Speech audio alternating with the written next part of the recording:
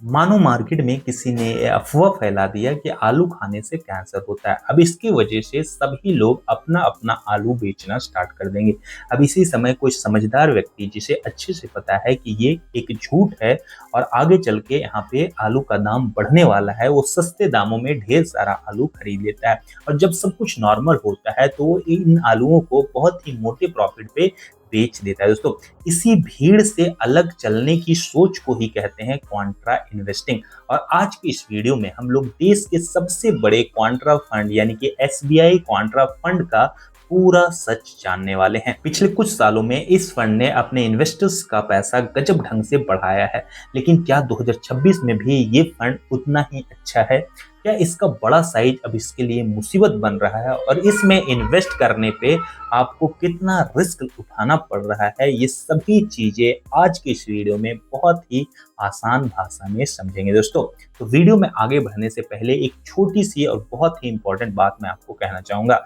मैं एक AMFI registered mutual fund distributor हूं और श्रीराम वेल्थ चैनल पे आपको म्यूचुअल फंड के बारे में बहुत ही आसान भाषा में सिखाता हूं, तो जरूर इस चैनल को सब्सक्राइब कर लीजिएगा। तो सबसे पहले इस फंड के बेसिक डिटेल्स देख लेते हैं। ये फंड स्टार्ट हुआ था 1999 में, यानी कि इसकी एज 27 साल के लगभग हो चुकी है दोस्तों। इसने मार्केट के कई उतार चढ़ाव और क्रैशेस को झेला है। इस फंड के फंड मैनेजर हैं मिस्टर दिनेश बालाचंद्रन, जो 2018 से ही इस फंड को मैनेज कर रहे हैं, यानी कि 8 साल का लंबा एक्सपीरियंस इस स्पेसिफिक फंड का। इसका बेंचमार्क है BSE TRI 500, यानी कि इसका सीधा मुकाबला है देश के टॉप 500 कंपनी से। अब बात करते हैं ये फंड आखिर कितना बड़ा है दोस्तों। तो अगर बात करो इस फंड की AUM की, यानी कि एसेट अंडर मैनेजमेंट की, तो लगभग 47,000 करोड़ रुपया यहाँ पे मैनेज किया जा रहा है दोस्तों। अब यहाँ पे एक छोटा सा रेड फ्लैग या वार्निंग को समझिए दोस्तों। जब एक फंड बहुत ज्यादा बड़ा हो जाता है तो फंड मैनेजर के लिए छोटे छोटे मल्टी बैगर स्टॉक्स ढूंढना और उसमें एक बड़ा मोटा पैसा लगाना थोड़ा मुश्किल हो जाता है। पर क्या इसके बड़े साइज से इसकी परफॉर्मेंस पे असर पड़ा है? चलिए इसके रिटर्न से इस चीज को समझते हैं। अगर आप इस फंड का पिछले 1 साल का रिटर्न्स देखोगे तो मार्केट में ठंडक होने की वजह से इस फंड ने -1.5 से -2% का नेगेटिव रिटर्न्स बना कर दिया है। लेकिन 1 साल के शॉर्ट टाइम रिटर्न्स को देखकर आपको डरना नहीं है, क्योंकि असली खेल शुरू होता है लॉन्ग टर्म में। पिछले 5 सालों में इस फंड ने लगभग 19% का रिटर्न्स बना कर दिया है, जबकि इसका जो यहाँ पे कैटेगरी एवरेज है वो मात्र लगभग 15% का ही रिटर्न्स बना पाया है। तो इसने बहुत अच्छे से अपने कैटेगरी एवरेज को पिछले 5 सालों में बीट किया है। वहीं पिछले 10 सालों में इस फंड ने लगभग 16% का रिटर्न्स बनाया। वहीं इसका जो कैटेगरी एवरेज है मात्र 14% में ही अटक गया दोस्तों। अब यहाँ पे दो और इंपॉर्टेंट चीज समझना बहुत जरूरी है दोस्तों, कि जब मार्केट ऊपर चल रहा था तब इस फंड ने कितना ज्यादा रिटर्न्स बना कर दिया और जब मार्केट गिर रहा था तब ये फंड कितना ज्यादा गिरा। तो 2017 में मार्केट काफी यहाँ पे ऊपर गया था दोस्तों, तब इस फंड ने 41.06% का रिटर्न्स बनाया। उसी समय अगर इसका कैटेगरी एवरेज का रिटर्न्स देखोगे तो 41.35% का रिटर्न्स रहा है। तो स्लाइटली इसका कैटेगरी एवरेज इससे थोड़ा ज्यादा ही रिटर्न्स बनाया था 2017 में। लेकिन 2021 में इसने अपने कैटेगरी एवरेज को बहुत ही अच्छे से धोया है। यहाँ पे दोस्तों इसका कैटेगरी एवरेज मात्र 37.11% का ही रिटर्न्स बना पाया। वहीं इस फंड का रिटर्न्स रहा 50.98% का। और वहीं 2023 की बात करें तो यहाँ पे इस फंड ने 39.53% का रिटर्न्स बनाया और इसका कैटेगरी एवरेज मात्र 34.79% का ही रिटर्न्स बना पाया दोस्तों। अब बात कर लेते हैं कि जब मार्केट गिरा तो ये फंड कितना गिरा यहाँ पे। तो यहाँ पे 2016 में देखोगे तो मार्केट ठंडा रहा था, इस फंड ने 3% का ही रिटर्न्स बना पाया। वहीं इसका कैटेगरी एवरेज 6.45 का रिटर्न्स बनाया दोस्तों। तो यहाँ पे डाउन मार्केट में इसका कैटेगरी एवरेज 2016 में इससे बेटर परफॉर्म किया। वहीं 2018 में अगर आप देखोगे तो ये फंड जो है -13% का रिटर्न्स दिया।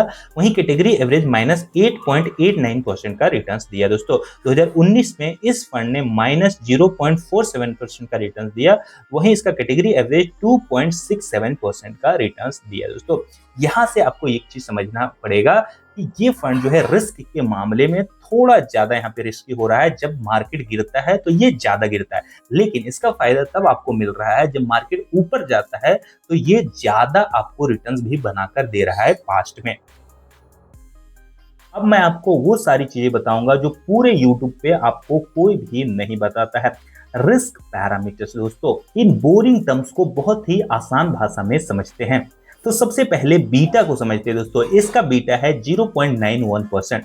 बीटा का सिंपल मतलब होता है दोस्तों, कोई फंड कितना ज्यादा ऊपर नीचे होता है, यानी कि कितना ज्यादा वॉलेटाइल है।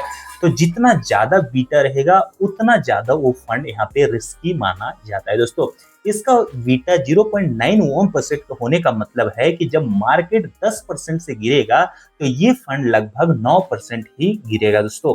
दूसरा है अल्फा। इसका अल्फा पॉजिटिव है 2.86 का। इसका आसान मतलब है कि फंड मैनेजर दिनेश अपनी अकल लगाकर आपको मार्केट से 3 से 5% एक्स्ट्रा रिटर्न्स कमाकर दे रहे हैं। तीसरी चीज है शार्पे रेशियो। इसका शार्पे रेशियो है 0.75। अगर शार्पे रेशियो 1 से ऊपर रहे तो अच्छा माना जाता है, क्योंकि शार्पे रेशियो आपको ये बताता है कि जितना रिस्क फंड मैनेजर ले रहा है, क्या उसके बदले उसको उतना या उससे ज्यादा रिटर्न्स मिल रहा है। तो यहाँ पे इस मामले में डेफिनेटली ये फंड थोड़ा पीछे है। अब समझते हैं कि जो भी पैसा आप इसमें इन्वेस्ट करते हो जाता कहाँ है दोस्तों। अगर सेक्टर्स की बात करें तो इस फंड ने सबसे ज्यादा भरोसा फाइनेंशियल सर्विसेज यानी बैंक्स के ऊपर दिखाया। उसके बाद एनर्जी और हेल्थ केयर का नंबर आता है। इनके टॉप स्टॉक्स हैं HDFC बैंक और रिलायंस इंडस्ट्रीज। तो आपका पैसा देश के सबसे मजबूत कंपनीज में इन्वेस्ट हो रहा है। अब चलिए बात कर लेते हैं टैक्सेस और कुछ छुपे हुए खर्चों के बारे में। इस फंड का जो एक्सपेंस रेशियो है दोस्तों वो 0.75% है। एक्सपेंस रेशियो वो चार्ज है जो आप फंड मैनेजर और कंपनी को देते हो आपका पैसा इन्वेस्ट करने के लिए। यहाँ पे एक एक्सिट लोड भी आपको देखने को मिलता है। अगर आप जो भी पैसा आपने इन्वेस्ट किया है उसे 30 दिन के अंदर ही निकाल लेते हो तो 0.25% का पेनल्टी आपको देना पड़ता है आपके पूरे इन्वेस्टमेंट अमाउंट के ऊपर।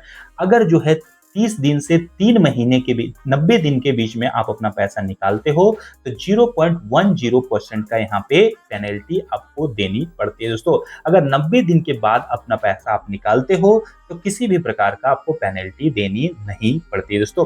अब बात कर लेते हैं टैक्सेस की।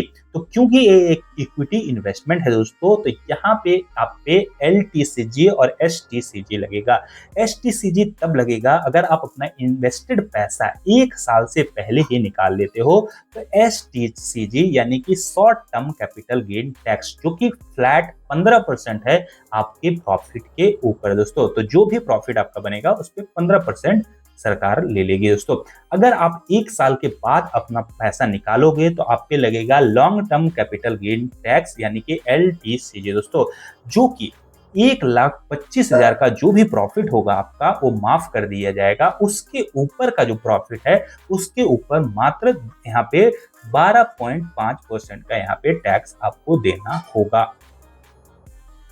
तो दोस्तों फाइनल वर्डिक्ट ये है कि उन लोगों के लिए ये फंड बेहतर हो सकता है जो मिनिमम 5 से लेकर 7 सालों के लिए अपना पैसा इन्वेस्ट करके भूल सकते हैं, या फिर एकदम डिसिप्लिन के साथ जो है SIPs कर सकते हैं दोस्तों। उन लोगों को इस फंड से दूर रहना चाहिए जो अपना पैसा 1-2 साल में ही डबल करना चाहते हैं दोस्तों।